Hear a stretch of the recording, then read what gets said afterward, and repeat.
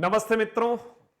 कहते हैं ये परिस्थितियां जीवन में आपको बहुत कुछ सिखा जाती है और सच है। इन परिस्थितियों के हम वश में होते हैं और ये परिस्थितियां हमें कई सारी दुविधाओं में डाल देती है। बात तो ठीक है मित्रों। और जब विशेष रूप से पढ़ाई का काम आता है ना हमारे सामने, या जब हम पढ़ने बैठते हैं तो कई परिस्थितियां हमारे सामने मुंह बाहे खड़ी होती है। विशेष रूप से जब मैं बात करता हूं मित्रों, आज का जो सेशन है वो एक छोटा सा मोटिवेशन है मित्रों। पहले तो मैं मेरी बहनों को कहूंगा जिन्होंने शादी कर ली है, घर बसा लिया है, वो हाउस वाइफ नहीं है, वे अपने आप को हाउस मेकर माने। और ये मेरा मानना है कि घर को बनाने में एक गृहिणी का परम योगदान है। योगदान नहीं, परम योगदान है। आप घर की धुरी हैं, इसमें कोई संदेह नहीं है। लेकिन अब समस्या क्या आ रही है पता है? आप घर की धुरी भी हैं, आप घर की लक्ष्मी भी हैं, आप घर की कार्यकारिणी जो हैं मेंबर भी हैं। और अब ये परिस्थितियां भी कुछ ऐसी आपके सामने आ जाती है कि आपने बीएसटीसी कर ली है या आपने बीएड कर लिया है। बस अब ये करने के बाद आपके मन में एक सपना है और उस सपने को आप अपना बनाना चाहते हैं।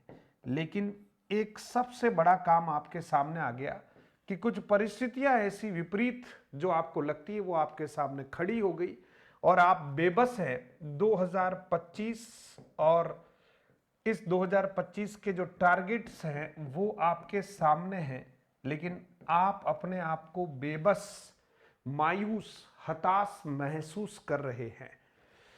क्योंकि ये जो आप इन सब परिस्थितियों का कहीं न कहीं रोना रोएंगे ना, तो आप देखना ये आपका परिस्थितियों का रोना या इन परिस्थितियों को लेकर बार बार अपने किसी रिश्तेदार, अपने किसी मित्र, अपने किसी पड़ोसी के सामने अश्रुपात करना, ये आपको कमजोर ही करेगा, निश्चित तौर पर कमजोर करेगा। आपको कौन रोकता है सफल होने से? तो इस प्रश्न के कई उत्तर अपने अपने घरों के हिसाब से, परिस्थितियों के हिसाब से कई उत्तर हो सकते हैं।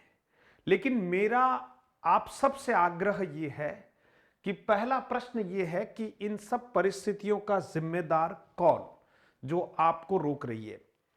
तो आपके मन में कई तरह के उत्तर होंगे। साहब, इस वजह से मैं तैयारी नहीं कर सकता या नहीं कर सकती। मेरा मन तैयारी करने का तो बहुत होता है, लेकिन जैसे ही पढ़ने बैठती हूं तो घर में कोई न कोई मुझे काम सौंप देता है और मुझे वो काम करना होता है, क्योंकि मैं घर की बहू हूं। बात बिल्कुल सही है, आप घर की बहू हैं और बहू होने के नाते आपकी जिम्मेदारियां कुछ अधिक बढ़ जाती है। तो एक प्रश्न ये भी है कि समय रहते जब आप एक बेटी हुआ करती थी, है ना, तो क्या उस समय आपने समय का सदुपयोग किया है? ये भी एक प्रश्न है और आप चिंतन करें। दूसरा, ससुराल के जो काम हैं इनको करते हुए भी कई ऐसी महिलाएं हैं, स्त्रियां हैं जिन्होंने अचीव किया है। अब उनके अचीव में हो सकता है ससुराल वाले जो मेंबर्स हैं वो सहयोगी बने, अवरोधक बने या क्या बने, ये अपने अपने घर की एक अलग कहानी है।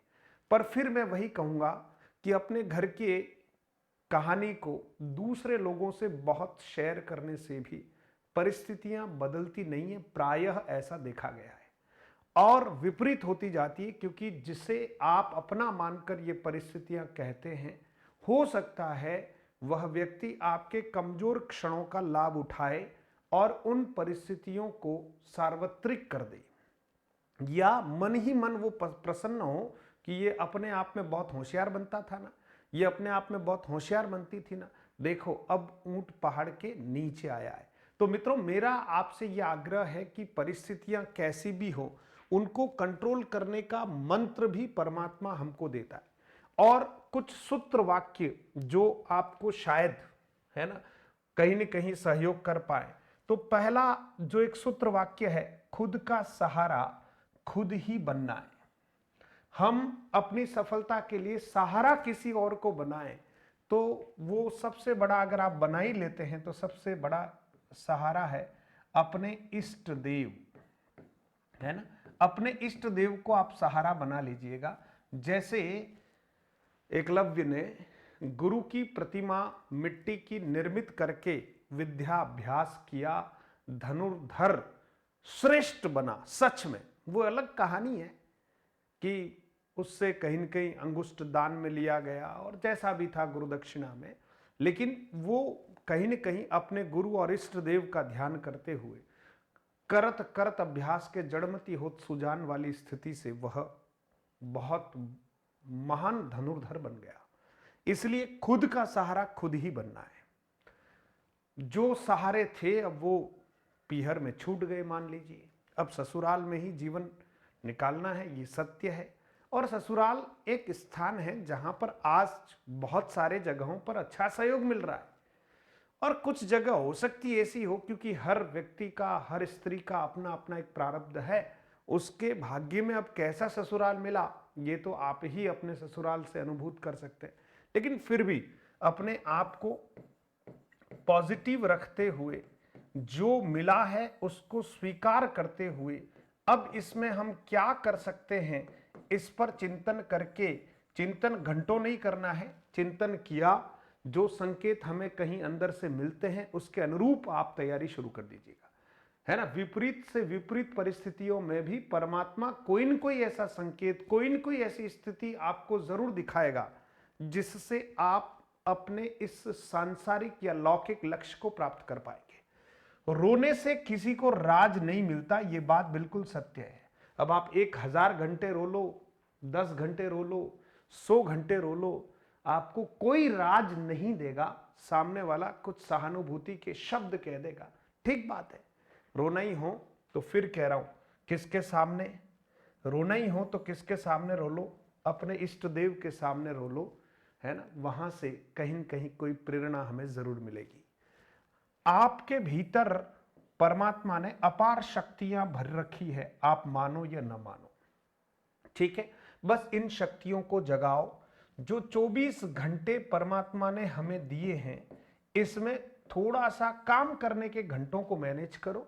जो हमें बार बार परेशान कर रहे हैं या व्यथित कर रहे हैं, ऐसी बातों को एक कान से सुनो, एक्टिव होकर जिस समय जो काम करना है कर लो, दूसरे कान से उन बातों को निकालने का सतत अभ्यास रखो, क्योंकि ये वही लोग हैं जो आपको अभी पिंच कर रहे हैं, लेकिन सही मायने में ये आपको अपने लक्ष्य के प्रति जागृत कर रहे हैं। क्या जीवन भर आप इन्हीं परिस्थितियों में रहना चाहते हैं या कुछ अच्छा करना चाहते हैं? यही पिंच करने वाले लोग आपको आगे बढ़ा रहे हैं कि आप कहीं सोफे पर आराम न कर लो, ठीक है। आस मत रखो किसी से भी, रखनी है तो इष्ट देव से रख लो, ठीक है। और तुरंत अपना काम शुरू करो। जो जो समय जहां जहां मिलता है बचाओ, और मस्ती के साथ उस समय में एकाग्र होकर पढ़ना शुरू करो। कोई जरूरी नहीं है कि कोई 12 घंटे पढ़ने वाले व्यक्ति का ही सिलेक्शन होगा। मैं आपसे फिर कह रहा हूं, अगर आप अच्छे मन से 4-5 घंटे भी अगर पढ़ लेंगे ना, हाउस मेकर्स को कह रहा हूं मैं, आप घर बनाने वाली गृहिणियां हैं, काम करने वाले हमारे बच्चे हैं, काम करने वाले हमारे ऐसे युवा साथी हैं जिनका शादी सब कुछ हो गया है ना, बच्चे भी हो गए, वो जॉब करना चाहते हैं, सिक्योर करना चाहते हैं अपनी लाइफ को, वो भी ध्यान दीजिएगा। आस मत रखो, काम शुरू करो। दुनिया सोए तब खुद जागृत हो जाओ। दुनिया को सोने दो, उनको कुछ प्राप्त करना है या नहीं हमें पता नहीं, लेकिन हमें बहुत कुछ अचीव करना है, इसलिए खुद जागृत हो जाओ, जाग जाओ। और आप देखना एक दिन ऐसा स्वर्णिम सवेरा होगा कि आपको जो लोग सही ढंग से बात नहीं कर रहे थे वो आपसे मिलने जरूर आएंगे। अब एक बात और यहां मुझे ध्यान में आती है कि राह में रोड़ा कौन। अब ये तो मुझे पता नहीं आप जिस घर में हैं वहां पर राह में रोड़ा कौन। तो आप कहेंगे कि साहब सहयोग में तो माता हमारी सहयोग करती, पिताजी भी सहयोग करते हैं, भाई भी सहयोग करता है, बहन भी सहयोग करती है हमें। ये तो आप मान रहे हैं सहयोगी, अच्छी बात है। तो यहां से पॉजिटिव एनर्जी लो, ट्रिक नहीं लेनी है, ये सहयोगी है, पॉजिटिव एनर्जी यहां से ले लो। परिस्थितियां सबकी अपनी अपनी है ना। कुछ की परिस्थितियां अच्छी हो सकती है तो वो आलसी हो जाएंगे। फिर कह रहा हूं, अच्छी परिस्थितियां जिनकी हैं वो आलसी हो जाएंगे, आप पक्का मान लेना। और अगर परिस्थितियां विपरीत हैं तो पक्का है कि आप अचीव करोगे, विपरीत है तो आप अचीव करोगे, निश्चित तौर पर अचीव करोगे, मेरा ऐसा मानना है। सोफे पर पढ़ने वाले बच्चे कम सफल होते हैं, है ना, लेकिन वो खेत की पाली पर और पेड़ के नीचे पढ़ने वाले और स्ट्रीट लाइट में पढ़ने वाले और पब्लिक लाइब्रेरी में पढ़ने वाले बच्चे सिलेक्शन के लिए ज्यादा हकदार माने गए हैं। और वास्तव में वो सेलेक्ट ज्यादा होते हैं, क्योंकि विपरीत परिस्थिति में आग लगी हुई नहीं है मित्रों तो दौड़ना कहाँ है, पेट में भूख ही नहीं है तो पढ़ना कहाँ है ना, अचीव लक्ष्य है ही नहीं जीवन में, सब कुछ भरा हुआ है तो फिर करना क्या है। तो आप सोचिए, रोड़ा कौन, तो आपका हो सकता है एक नाम आ जाए, सास ससुर, है ना, पति है तो पत्नी कई बार रोड़ा बनती हो, ननंद रोड़ा बनती हो, है ना, पति जो है वो भी रोड़ा बन सकता है, किसी किसी के मैं कमेंट में देखता हूं। समाज कहीं ऐसा भी होता है, पढ़ने ही देते हैं किसी समाज में, रिश्तेदार भी कहीं व्यंग्यमान, फिर छोटे बच्चे हैं तो ये अब रोड़ा यूं तो नहीं बनते, लेकिन टाइम नहीं मिलता है ना। मित्र आपका हमेशा अगर अच्छा है तो आपको सुदामा जैसा मित्र है, कृष्ण जैसी मित्रता है, तो वो तो आपको सदैव पॉजिटिव सहयोग करेगा, पॉजिटिव आपको वाइब्स देगा और निश्चित तौर पर आपको अपने लक्ष्य तक पहुंचाएगा। और कभी कभी मुझे लगता है कि इन सब में अगर रोड़ा है कोई बहुत बड़ा तो हम स्वयं हैं, क्योंकि हम ढंग से चिंतन नहीं कर पा रहे हैं कि हमें क्या करना है। बातें हम बहुत बड़ी बड़ी कर लेते हैं, लाख रुपए की कर लेते हैं, सुनने वाला हमसे प्रभावित हो जाता है, लेकिन हम धरातल पर उतना अच्छा काम नहीं कर रहे, है ना। एक्सक्यूज बंद करें और इनिशिएटिव्स शुरू करें। हमें क्या करना है, कहां करना है, कैसे करना है, इसका सही चिंतन करके आप आगे बढ़ें तो मेरा मानना है कि ये हमारी जो बहनें हैं, जो प्रतियोगी भाई हैं, विपरीत परिस्थितियों में हैं, तो मैं उन विपरीत परिस्थितियों वाले सभी मित्रों से आग्रह करूंगा, ये परिस्थितियां आपको अपने लक्ष्य तक पहुंचाएगी। जिसे पूरी दुनिया बाधक मानती है उन्हें ही अपना हथियार बना लो और ऐसे राहों के साधक बन जाओ कि कल को ये दुनिया जो हमें कहीं रोकना चाहती थी, ये सब पुष्पमाला लेकर हाथ में खड़ी रहेगी। ठीक है, तो मैं चाहता हूं आप सब तैयारी करें, और जब आप तैयारी कर ही रहे हैं तो हम सहयोग करने के लिए तैयार हैं। आप हमारा मधुरम हिंदी प्रो एप्लीकेशन को डाउनलोड कर लीजिएगा। आप सभी मित्रों को, बहनों को 2 टेस्ट सीरीज बिल्कुल फ्री दे रखी है, जिसमें लगभग 1200 से प्लस प्रश्न हैं, और एक हिंदी व्याकरण का कोर्स जो है मित्रों सभी को फ्री दे रखा है। तो तैयारी कीजिएगा, हम तो सहयोग कर सकते हैं आपका। और ऐसे ही अन्य वीडियोस के लिए आप जो है चैनल को सब्सक्राइब कर सकते हैं। लगभग 1500 प्लस वीडियोस कंटेंट के और एमसीक्यूज के इस चैनल पर उपलब्ध है, और प्रतिदिन रात्रि 9 बजे हम आपकी लाइव क्लास लेते हैं। आप जुड़िएगा और अपने सपनों को साकार कीजिएगा, और किसी का इंतजार मत करो, स्वयं खड़े हो जाओ, तैयारी करो, एक एक क्षण को बचाओ।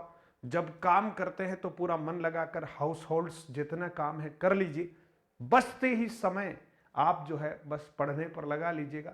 थोड़ा हार्डशिप को झेलिएगा, शरीर को कष्ट दें कोई बात नहीं, है ना, हम जैसे ही सफल होंगे शरीर वापस वैसा ही हो जाएगा जैसा आज है। बहुत बहुत धन्यवाद। मुस्कुराते रहें, परिस्थितियों को ठेंगा दिखाते रहें, अंदर के हौसले और जज्बातों को जगाएं, और सफलता आपका इंतजार कर रही है। हाथ में माला लिए हुए हैं, लेकिन वहां तक पहुंचना तो आपको ही पड़ेगा। धन्यवाद।